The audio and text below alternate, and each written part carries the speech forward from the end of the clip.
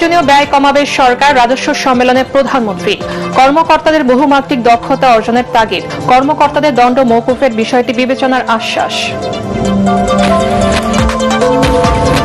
মহাসড়কে চাঁদাবাজি ও 3 চাকার যান চলাচল বন্ধে ব্যবস্থা নেওয়া হচ্ছে, নারায়ণগঞ্জের স্বরাষ্ট্রমন্ত্রী। ঢাকা চট্টগ্রাম মহাসড়কে এআই অটো ফাইন সিস্টেম উদ্বোধন। নারীদের নিরাপদ ও স্বাচ্ছন্দ্যময় যাতায়াতে পিঙ্ক বাস সার্ভিস চালু। রাজধানী ছাড়াও চট্টগ্রাম ও বগুড়ায় মিলবে এই সেবা।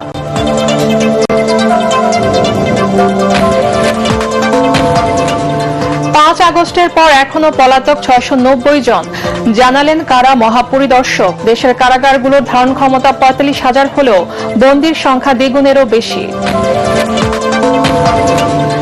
এবং ইরানকে আত্মসমর্পণের আহ্বান ট্রাম্পের। মধ্যপ্রাচ্যে আবারও মার্কিন হামলার শঙ্কা, বিশ্ব বাজারে বেড়েছে অপরিশোধিত তেলের দাম।